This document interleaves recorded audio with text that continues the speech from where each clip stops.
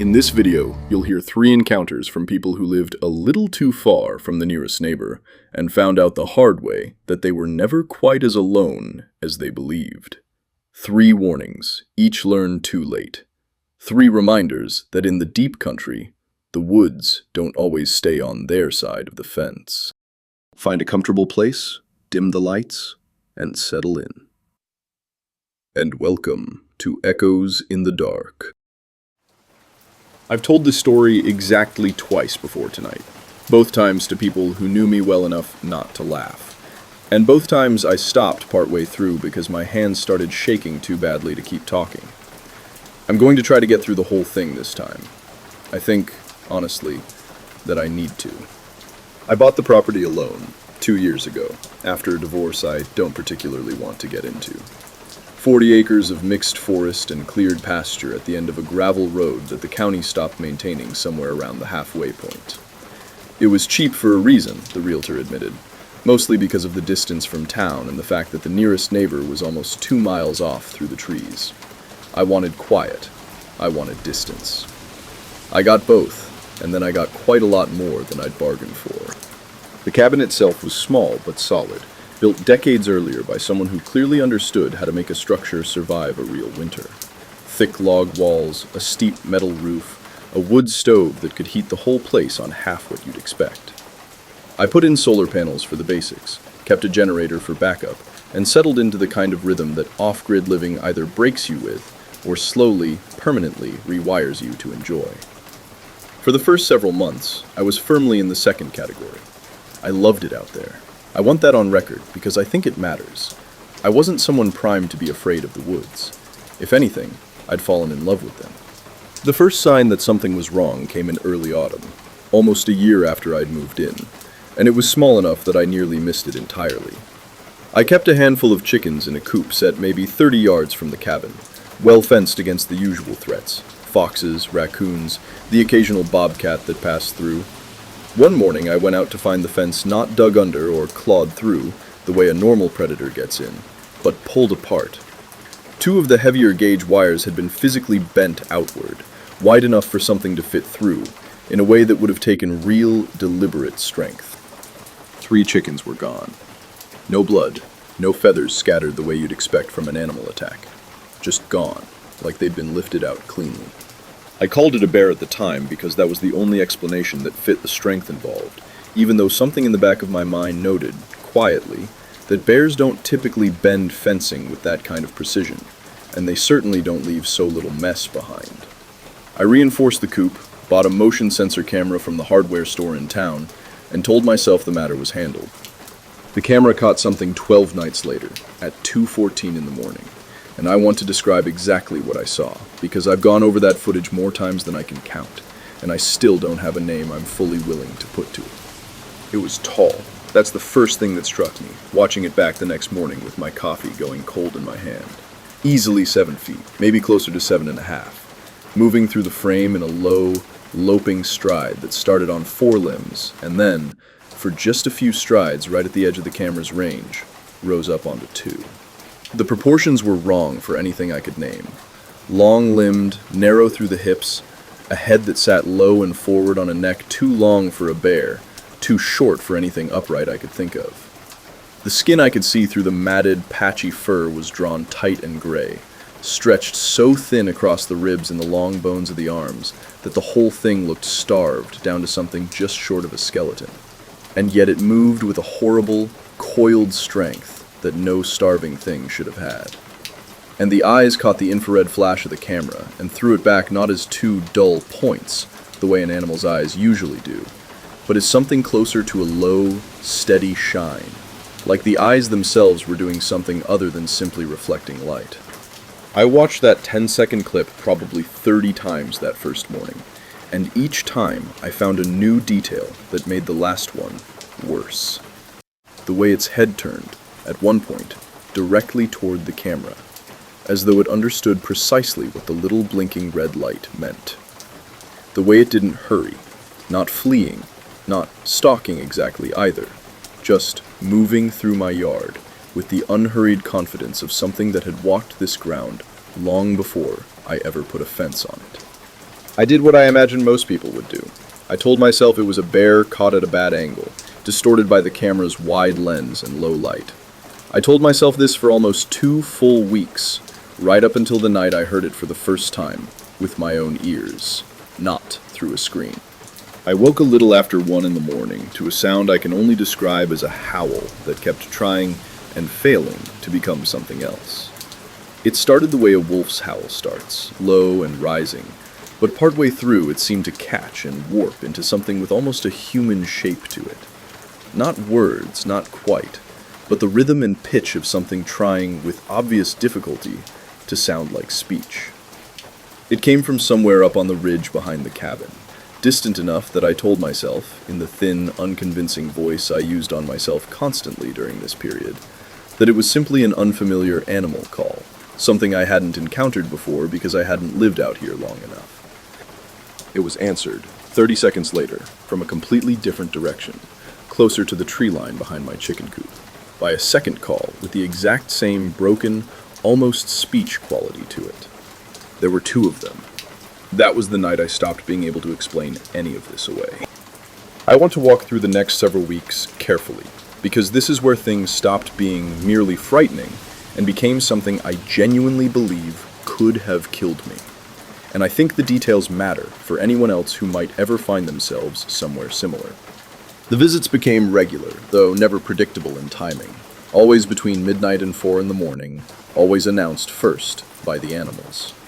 My dog, a normally fearless border collie mix named Scout, began refusing to go outside after dark under any circumstances, pressing herself flat against the floor and trembling the moment the light started to fade each evening. What few chickens I had left stopped laying almost entirely, huddled in the corner of their coop regardless of the hour.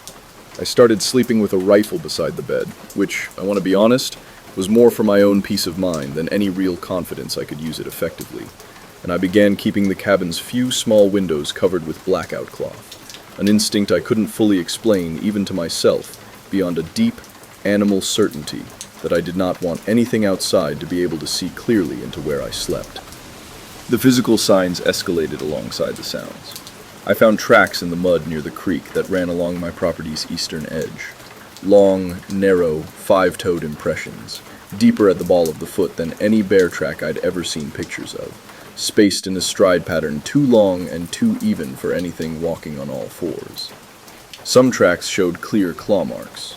Others, baffling to me at the time, showed what looked almost like the pressure pattern of a heel, the kind of impression a foot makes when something is walking upright, distributing weight the way a person does rather than an animal. I found a section of my fence torn open entirely one week, the heavy gauge wire not bent this time, but shredded, individual strands pulled apart with a strength that made my stomach drop when I examined it in daylight. And twice I found deep gouges raked into the bark of trees at roughly shoulder height for something significantly taller than myself.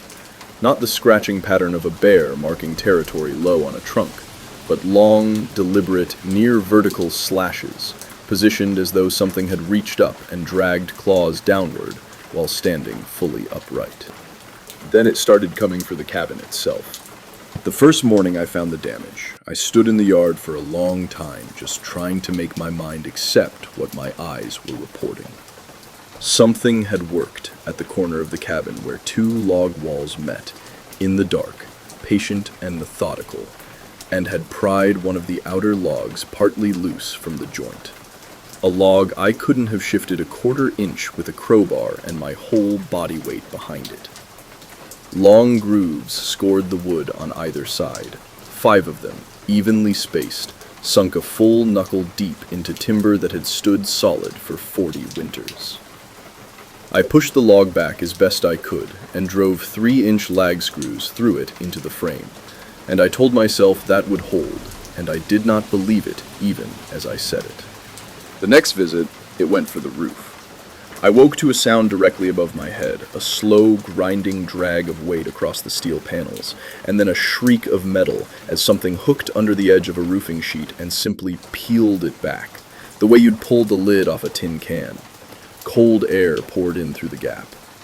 In the morning, I found the panel folded back on itself at an angle no wind could have managed, The screws that had held it sheared clean, and gouges in the exposed roof decking underneath where it had reached in and raked at the boards, searching, I think, for a way through to me. I spent an entire day up on that roof in the freezing wind, fastening the panel back down with every screw and bracket I owned. And the whole time I worked, I could not shake the feeling of being watched from the tree line, of my repairs being observed with something close to patience, the way you might watch an animal reinforce a burrow you already knew you could open again, whenever you chose. I called animal control once, early on, and described what I could without sounding completely unhinged. The woman on the phone was polite but clearly skeptical, suggesting a large black bear, possibly injured or acting unusually due to pressure from nearby logging operations. I let her believe that was probably right, mostly because the other explanation I was slowly, unwillingly assembling in my own head felt too much like something out of a campfire story to say out loud to a stranger. I never looked up what people call something like this. I want to be honest about that because I think it matters to how the rest of this story unfolded. Some deep, superstitious part of me refused to search for it, refused to type the words into a search bar and see what other people's stories about similar things might say, as if naming it would somehow make it more real, more permanent, more likely to notice that I was thinking about it at all. To this day, I still haven't looked. I don't especially want to know what it's called. I only know what I saw, and what very nearly happened to me on the last night it came. It was early November, cold enough that my breath fogged even inside the cabin some mornings, when the visits stopped being content with staying at the tree line.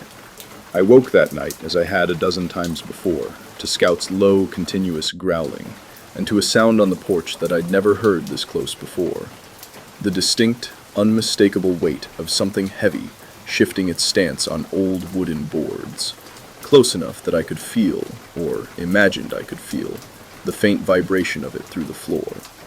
I lay perfectly still, rifle in hand, watching the thin gap of moonlight along the edge of the blackout cloth over my bedroom window, and listened as whatever was on the porch moved, slow and deliberate, toward the front door. Then it knocked. I need to be very clear about what I mean by that word, because it wasn't the scrabbling or scratching I might have expected from an animal investigating a strange structure. It was 3 distinct, evenly spaced impacts against the wood of the door, at roughly the height a person's fist would strike if they were standing upright on the porch. Heavy, deliberate. Followed by a long silence in which I did not breathe, did not move, did not do anything except grip the rifle so hard my knuckles ached. Then, low and rasping, unmistakably shaped like language even though I couldn't parse a single actual word from it, something spoke from just outside my door. And underneath the rasp of it there was another sound, a wet, continuous clicking, like teeth working against teeth, like something that had forgotten how a mouth was supposed to make words and was building them out of hunger instead.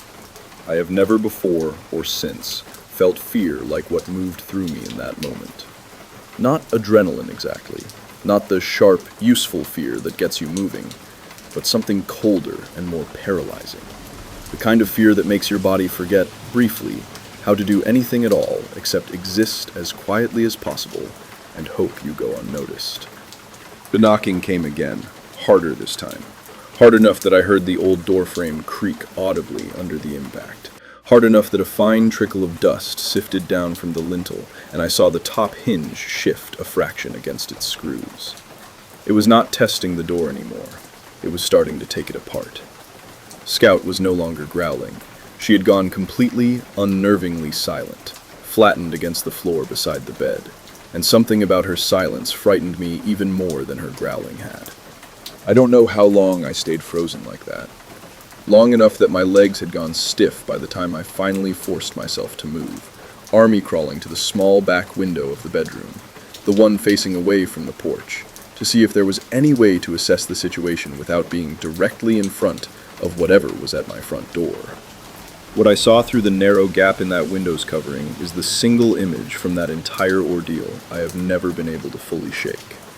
A second shape, at the tree line beyond my cleared yard, tall and dark and utterly still, facing directly toward the cabin, not toward the front door where the sounds were coming from, but toward the back window, toward exactly the spot where I now knelt, as if it had known exactly where I would eventually look. There were two of them, one at my door, and one watching the only other way out.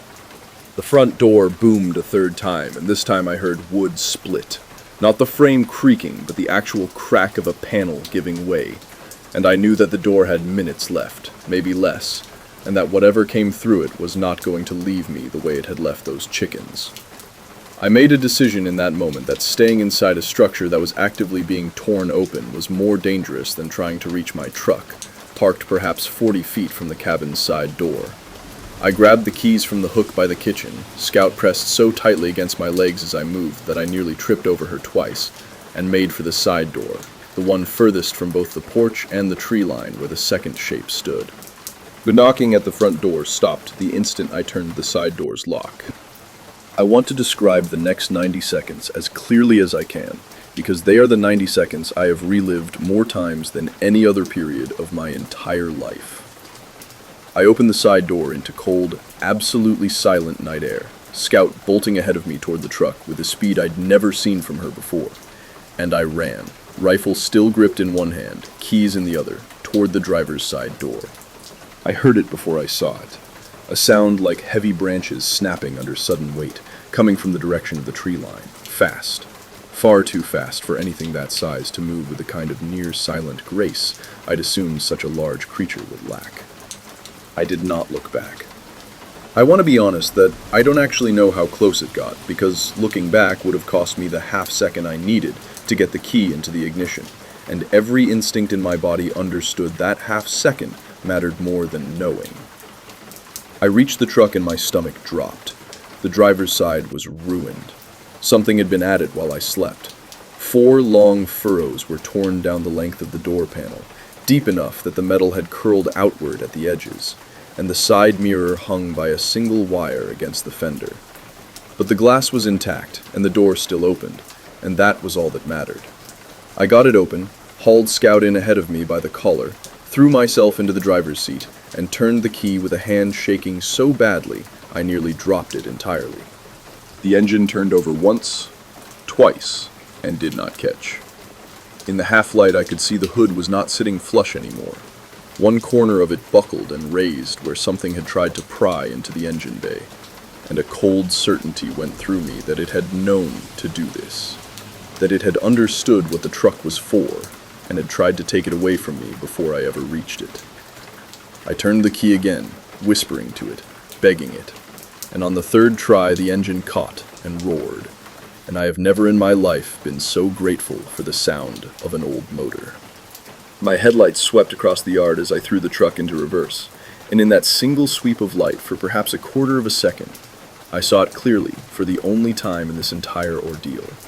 Close enough now that there was no distance left to soften or distort what I was looking at. Tall, impossibly tall for the narrow gravel drive it stood beside. The gray skin pulled so tight over the long bones that I could count the ribs beneath the matted fur. The chest and shoulders far too broad and too human in their proportion for anything on 4 legs. Its face was the worst of it. Low and elongated and drawn, the lips shrunk back from a crowded mouth of teeth, the whole expression frozen in something that was not quite a snarl and not quite hunger, but somehow both at once. The face of something that had once been shaped differently and had been starved and stretched and remade into this. Its eyes caught my headlights and threw back that same unnatural, steady shine I'd first seen on the camera footage weeks earlier, and the smell reached me even through the closed door and the roar of the engine. A thick reek of rot and old meat, and something Swedish underneath it that I have never been able to describe, and have never once stopped smelling in my worst dreams. It did not flinch from the light. It did not run. It took one long stride toward the truck, unhurried, and I stamped the accelerator to the floor, and the tires screamed on the gravel, and it simply watched me, back out of my own driveway, at a speed I have never driven in reverse before or since, standing in the middle of the gravel road as though it owned every inch of it, which, I suppose, in some sense, it always had. I drove the 2 miles to my nearest neighbor's house without ever fully coming back to myself, the wind howling through the torn door panel the whole way. Arrived at their porch at nearly 3 in the morning, pounding on their door hard enough to wake the whole house, and spent the rest of that night on their couch with Scout pressed against my side, both of us too rattled to sleep even once the sun started to come up. I did not go back to the cabin alone after that. I hired 2 men from town, both of them hunters, both of them polite enough not to laugh openly at my description, though I could see the doubt in their faces the whole time I explained it. That doubt did not survive the walk. They saw the peeled roof and the pried log and the 4 furrows down my truck door, and they went quiet in a way that told me more than anything they could have said. They walked the property with me in broad daylight, found the torn fencing, the scarred trees, the tracks along the creek bed, now partially washed out by rain but still clear enough to measure. One of them, an older man who'd hunted that ridge for over 30 years, went quiet for a long moment after examining the stride length between prints, and simply said that whatever had made them, he'd never seen its like before in all his years out there, and didn't especially want to. Then he told me, without my asking, that I should sell, and that I should not spend another night out there before I did. I sold the property within 4 months, at a loss I could barely afford, to a logging company that had been trying to buy up parcels along that ridge for years, and didn't especially care why I was suddenly so eager to sell. I moved into town, into a small rented house with close neighbors on both sides, and streetlights I'd once found charmless, and now found deeply, gratefully comforting. I still don't know what I saw out there, not with any name I'm willing to say out loud, and I've made my peace, mostly, with never knowing for certain. I've caught myself, once or twice over the past 2 years, starting to type a search into my phone late at night, only to close the browser before finishing the words, unwilling, even now, to see whether anyone else has a name for what stood in my driveway that night, watching me leave with that same unhurried, ancient patience I'd first seen on a grainy piece of camera footage, months before it ever came close enough to touch. Scout still won't go near open tree lines after dark, even now, years later, and miles from that property, and I've stopped trying to convince her she's being unreasonable. I trust her instincts about the woods considerably more than I trust my own. And every so often, on quiet nights in my small rented house in town, safely surrounded by neighbors and streetlights and all the mundane comforts of a normal, populated street, I'll hear something outside that catches my attention wrong. A dog barking a little too long, a branch cracking a little too heavy for the size of the trees nearby, and for just a moment, my whole body goes still and cold and alert, in exactly the way it did that November night, before I can talk myself back down and remind myself that I am safe now, that I am far from that ridge, that whatever walked it is surely still out there, in those woods, and not anywhere near me anymore. I believe that, most nights. I have to. But I still haven't managed to sleep with the lights fully off since I left, and I don't imagine, if I'm honest with myself, that I ever fully will again.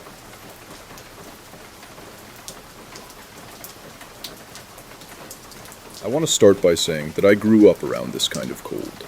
I'm not someone who panics over a hard winter, and I'd lived off-grid long enough by that point, almost 6 years, to know the difference between ordinary danger and something else.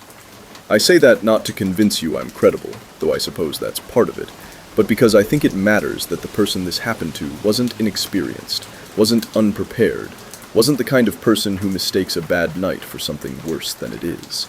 I know what a bad night looks like. This wasn't that. My cabin sat about 4 miles from the nearest plowed road, up a logging trail that became impassable by truck once the snow got serious, which in that part of the country usually meant sometime in November through late March. I built the place myself over a couple of summers, small but well insulated, heated by a wood stove I kept fed obsessively once the real cold set in. Because out there, running out of firewood wasn't an inconvenience. It was the kind of mistake that could actually kill you. The trouble started in the second week of January, during what the local station was calling the coldest stretch the region had seen in almost a decade. Nights dropping to nearly 30 below with the wind chill, days barely climbing above zero. I remember being almost grateful for the extremity of it, in a strange way. Weather that harsh tends to simplify your thinking. You stop worrying about anything except staying warm and staying fed, and there's a kind of peace in that narrowness, right up until something reminds you that narrow focus can also mean you miss things you shouldn't. The first thing I missed, or rather noticed too late to properly understand, was how quiet the woods had gotten. I'd lived on that land long enough to know its ordinary winter sounds. The creak of cold branches, the occasional distant call of an owl, even the wolves that passed through some years, always at a respectful distance. That second week of January, all of it simply stopped. No owls, no wind moving through branches in the way it should have, even on nights when I could see the treetops swaying from my window. My own dog, an old husky mix named Birch, who'd weathered a dozen winters with me without complaint, began refusing to go more than a few feet from the cabin door, and when he did go out, he did his business fast and bolted back inside, ears flat, tail low, in a way I'd genuinely never seen from him before. I told myself it was just the extremity of the cold driving everything into hiding, which is, under normal circumstances, exactly what harsh cold does.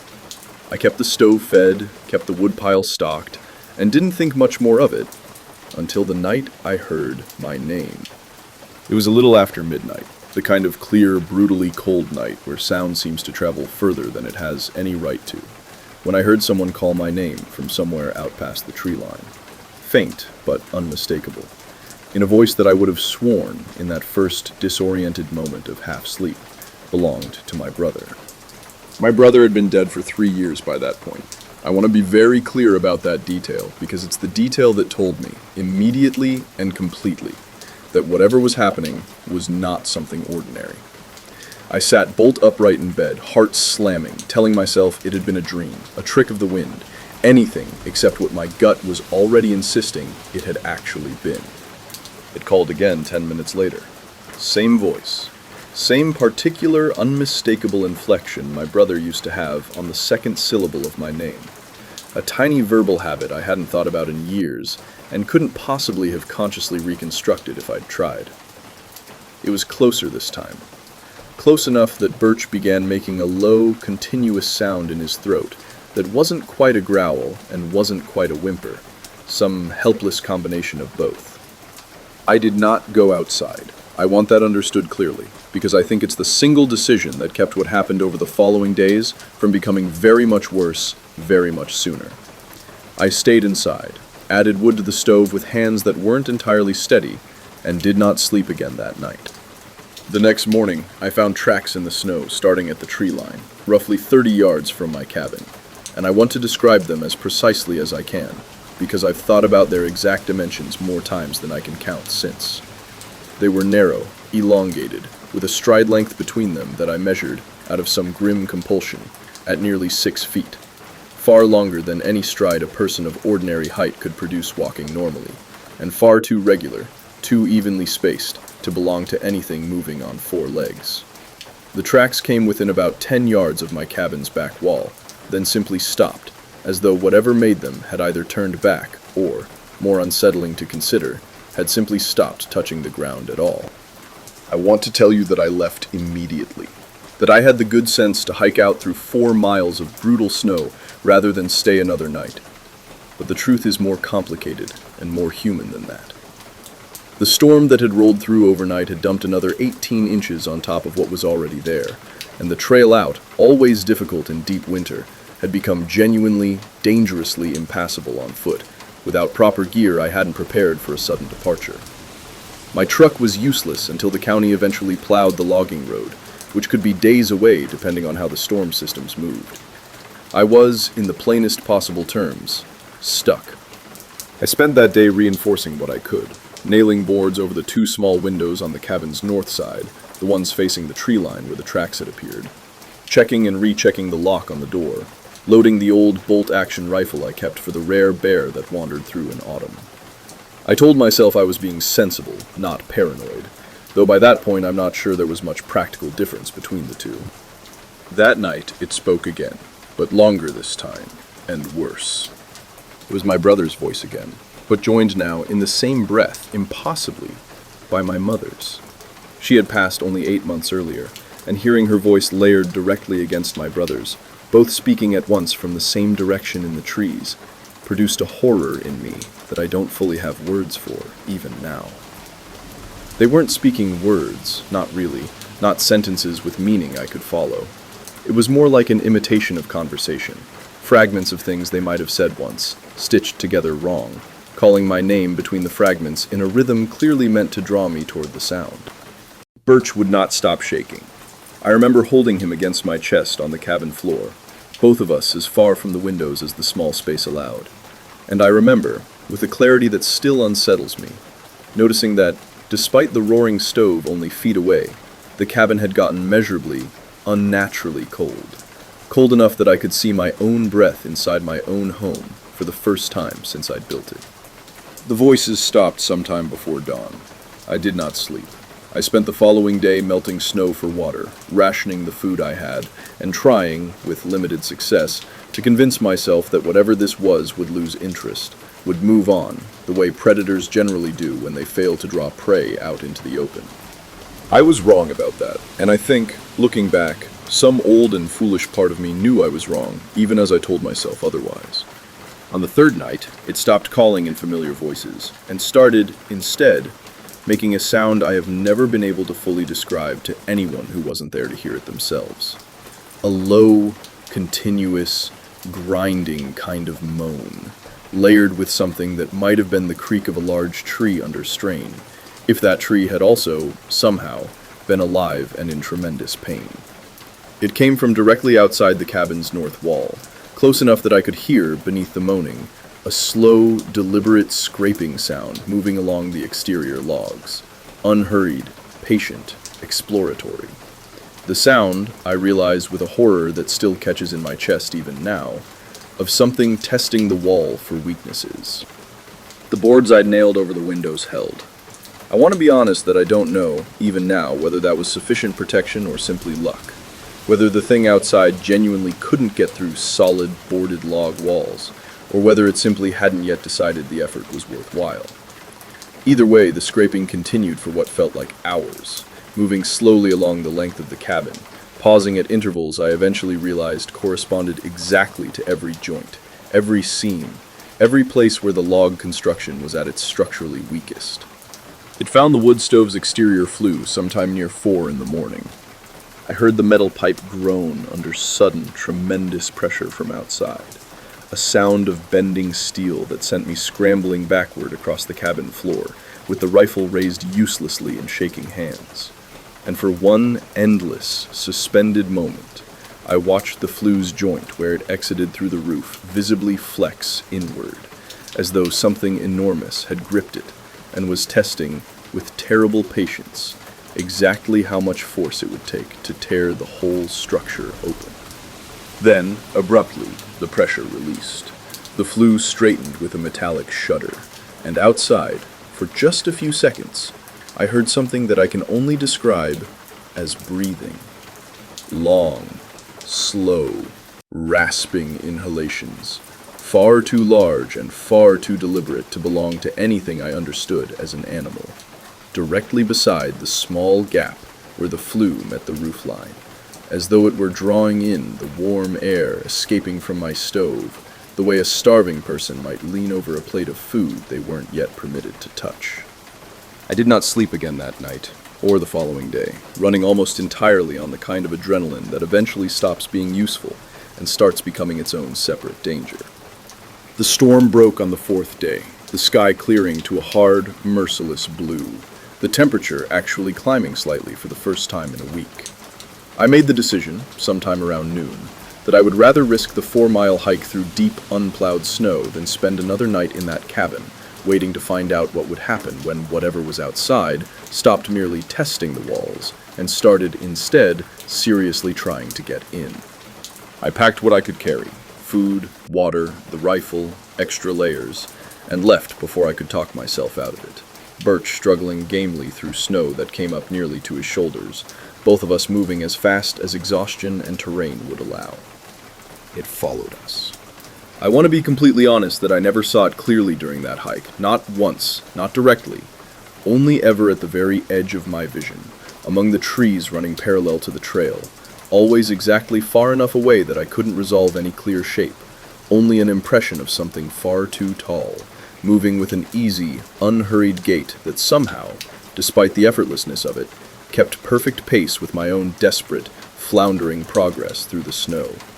Twice I heard branches crack under sudden weight far too heavy for any animal I knew of, always from whichever direction I happened to be looking away from at the time. Once, close enough that the hair on my arms stood up beneath 3 layers of clothing, I heard it call my name again. My own mother's voice, thin and cold and stretched wrong at the edges, from a spot in the trees that, when I forced myself to glance toward it despite every instinct screaming not to, showed absolutely nothing at all. Just undisturbed snow and empty space between the trunks. I don't fully remember the last mile of that hike. I remember my legs burning, my lungs aching in the brutal cold, Birch's ragged breathing beside me, and a growing, suffocating certainty that I would not make it to the plowed road before whatever was pacing me in the trees decided that patience was no longer worth maintaining. I saw the plow truck before I heard it, orange lights flashing against the white glare of the snow, working its way up the logging road toward the very spot where the unplowed trail met the county line. I don't know if I screamed or simply ran, some combination of both most likely, closing the last 100 yards in a desperate, staggering sprint that left me collapsed against the side of the truck, barely able to speak, when the startled driver climbed down to see what on earth was happening. I looked back toward the tree line exactly once, from the relative safety of that idling plow truck, and for a single, terrible instant, I saw it clearly for the only time in this entire ordeal. Tall, far taller than any person, gaunt in a way that suggested not thinness, but something closer to depletion, its proportions all subtly, unbearably wrong, standing motionless at the exact tree line where the plowed road ended and the wilderness began, watching me be pulled up into the truck's cab with an expression, if you could call it that, of patient, unhurried disappointment, as though I were simply a meal that had, this time, managed to escape the table before the meal was properly served. I did not go back to that cabin. I hired a company from town to retrieve what belongings I absolutely needed, and I sold the property, land and structure both, for considerably less than it was worth, to a hunting outfit that I sincerely hope never spends a winter night up there the way I did. Birch passed away last spring, old age finally catching up with him, and I miss him for 100 ordinary reasons. But I also, quietly, privately, miss him for that one terrible week, because I don't think I would have survived it without another warm, frightened heartbeat beside my own in that cabin. I live in town now, close to neighbors, close to streetlights, and I have never once, in the years since, spent a single night more than a mile from another occupied house. I still don't know, and don't especially want to know, exactly what walked those woods with me that January. I've heard the old stories, the ones people tell about hunger that takes a shape, about cold that learns to wear a voice, and I've decided, deliberately, not to look too closely into which of those stories might fit what I experienced. Some knowledge, I've come to believe, doesn't make you safer. It just makes the memory sharper. What I do know is this. On the coldest nights now, even here in town, even with heat running and neighbors close on every side, I still find myself listening, just for a moment, for a voice that sounds almost, but not quite, like someone I used to love, calling my name from somewhere just outside the reach of the light. It hasn't come. I don't think it can, this far from those woods, but I still listen every single time. And I don't imagine that particular habit is ever going to leave me.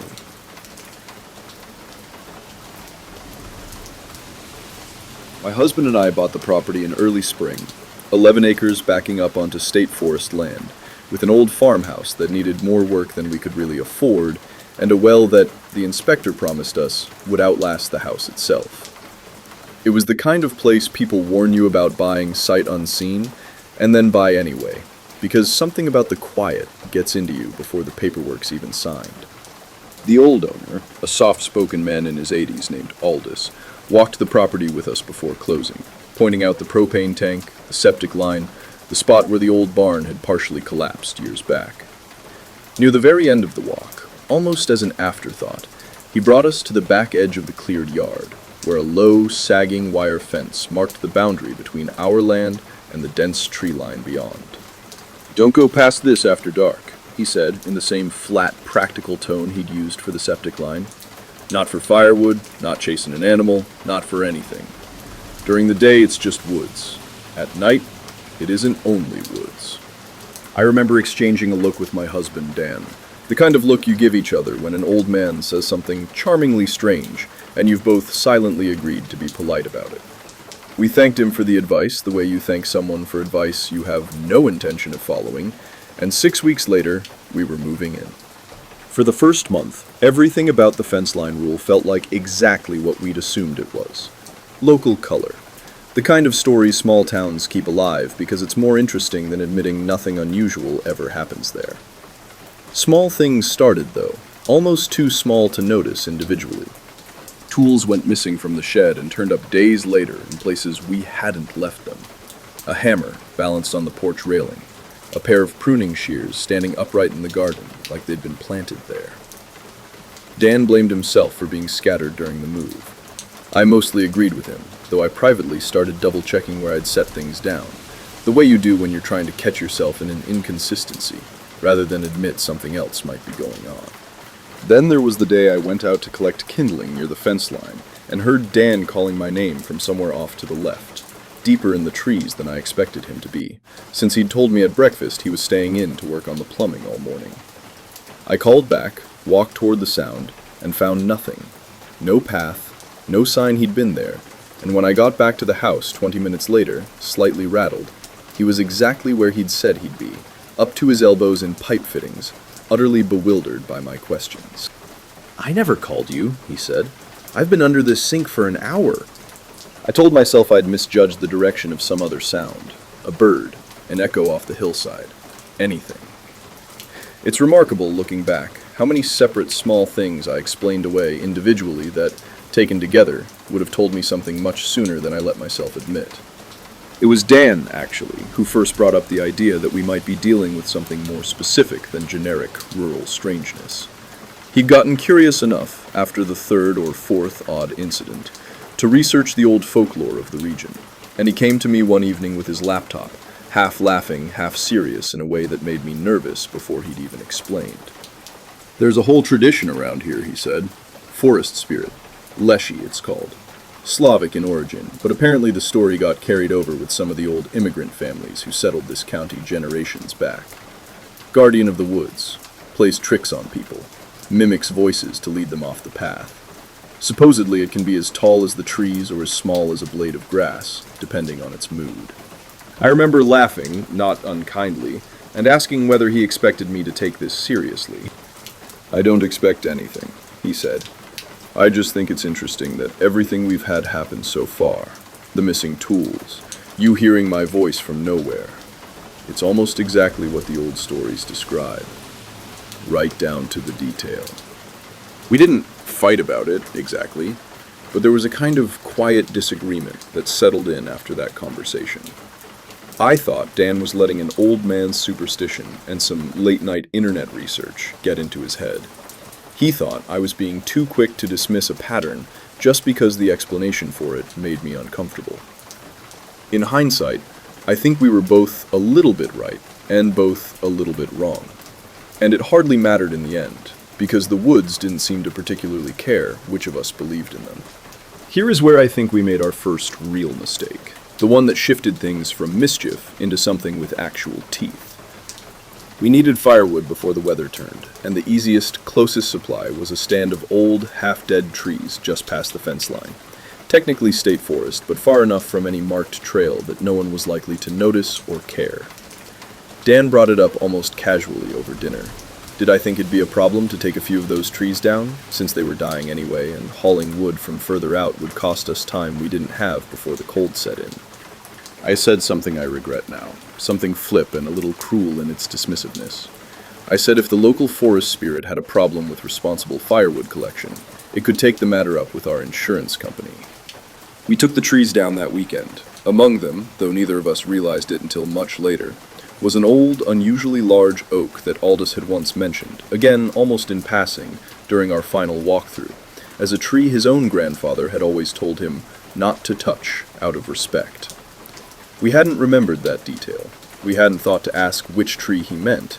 We simply took what was closest and easiest, and went to bed that night with a full woodpile, and no particular sense that we'd done anything at all. The tricks that followed over the next 2 weeks were sharper, less like mischief and more like a warning shot. The compass app on both our phones began spinning uselessly whenever we walked the property, not just near the fence line, but everywhere, as though something were actively scrambling it. Our dog, normally an easygoing mutt who'd never shown a hint of aggression toward anything, began refusing to go anywhere near the back half of the yard, standing rigid at an invisible boundary a good 10 feet in front of the actual fence, hackles raised, growling low at absolutely nothing we could see.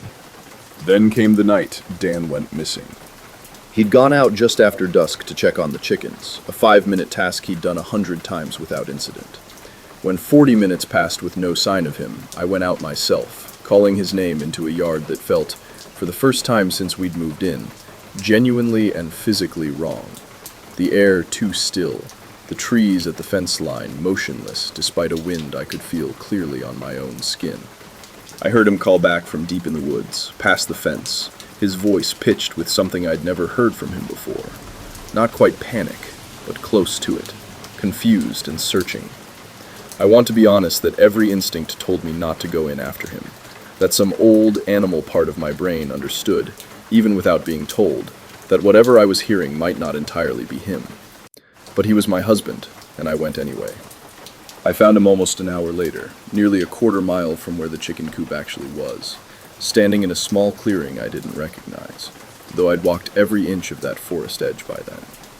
He was disoriented, cold, unable to clearly explain how he'd ended up there, insisting he'd heard my voice, calling him further and further in, always just a little ahead, always just out of sight around the next tree. His jacket, when I got close enough to see clearly in the moonlight, was buttoned wrong. Not carelessly wrong, but deliberately, methodically wrong. Every single button crossed into the wrong hole in a way that would have taken real effort to accomplish by accident. His boots, I noticed as we walked back, had been switched, left foot on the right foot on the left, though he swore, and I believed him, that he had no memory of ever taking them off. That was the night I stopped pretending this was ordinary. I called Aldous the next morning, tracked down his number through the realtor, and told him, with as much composure as I could manage, everything that had happened. He was quiet for a long moment on the other end of the line before he spoke. "You cut the old oak," he said. It wasn't a question. I admitted that we had. My grandfather used to say the same thing every time something like this happened to someone in the county, Aldous said. "It's not cruel, not really, not to start. It plays. It nudges. It's only when it feels disrespected, when something's taken that it was minding, that it stops playing and starts actually trying to keep you." I asked him, feeling foolish even as the words left my mouth, what we were supposed to do. "Apologize to it," he said simply. "Leave something back. Tobacco, bread, something of value to you, not to it. It doesn't want your things. It wants to know you understand what you did.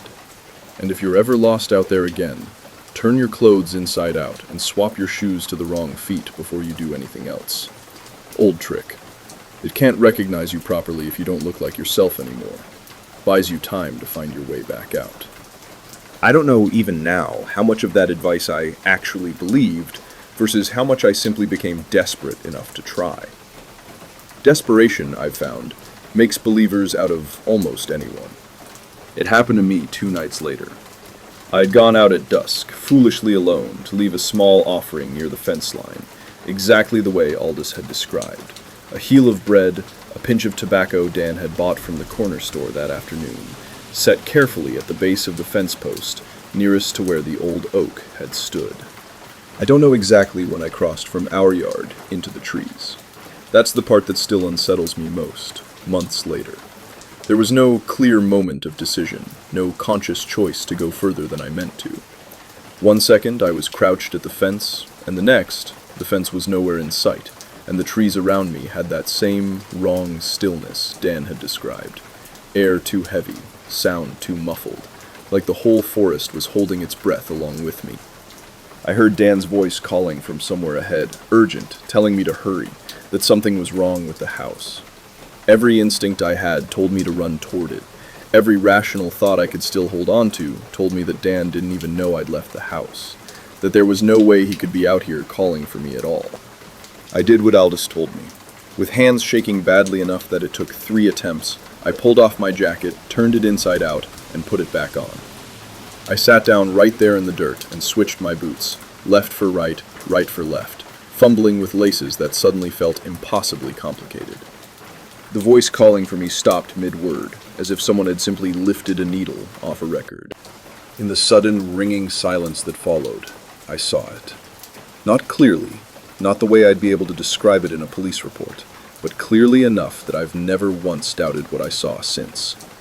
A shape among the trees, far taller than any person had a right to be, bark textured in a way that made it nearly invisible against the trunks around it, except for 2 pale, faintly greenish points where eyes should be, watching me, without any hostility I could name, but without any warmth either.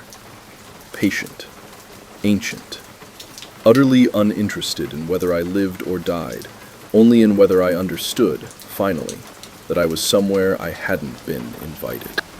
I did not run because some deep, old part of me understood that running would be exactly the wrong thing to do.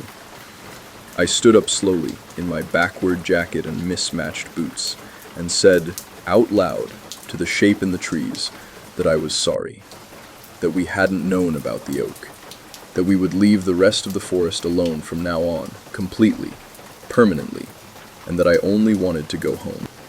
I don't remember it moving. I only remember that when I blinked, it wasn't there anymore, and the fence, our actual fence, was less than 10 feet in front of me, close enough that I could see the porch light glowing warm and yellow beyond it. I didn't tell Dan everything that had happened that night, not for a long time, not until I was certain my hands would stay steady enough to explain it without falling apart. We left the offering at the fence line every week after that, without fail, without ever mentioning it out loud to each other as anything more than routine. We never touched another tree on that side of the property, not even the small dead ones close enough to reach without technically crossing the fence. Things have been quiet since. Genuinely, boringly quiet, in a way that I've come to be deeply grateful for. Dan's compass works fine now, everywhere except that one narrow strip near the fence line, where it still, very occasionally, gives a lazy, half-hearted spin before settling. Our dog will walk right up to the fence these days, tail wagging, entirely at ease, but he still won't go one single step past it. Not for a thrown ball, not for anything, and we've stopped ever asking him to. I still turn my jacket inside out sometimes if I have to go out back after dark, even just to bring in laundry off the line. Dan teases me about it, gently, in the way you tease someone about a habit you don't entirely understand but have decided not to argue with. I let him tease. I don't explain, most nights, exactly why I do it. But every so often, usually on the stillest, quietest evenings, I'll be standing at the fence line at dusk, and I'll hear, very faint and very far back in the trees, something that might be wind moving through branches, and might be something else entirely. Low, warm, almost fond, like laughter shared between old, wary neighbors who've come, slowly, to an understanding. I always go inside after that, but I don't run anymore. I don't think I need to. That's where we'll leave the 3 of them tonight. One who fled down a gravel road and never went back, one who learned that hunger has a patience all its own, and one who came, slowly, to an understanding with the thing beyond the fence.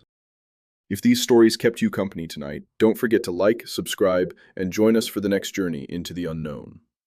And if you've got a story of your own, something that happened where the roads run out and the trees close in, email it to us.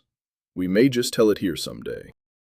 Until then, keep the fire burning Keep to your side of the fence, and remember, not every voice that calls your name is a friend, and not every echo belongs to the wind.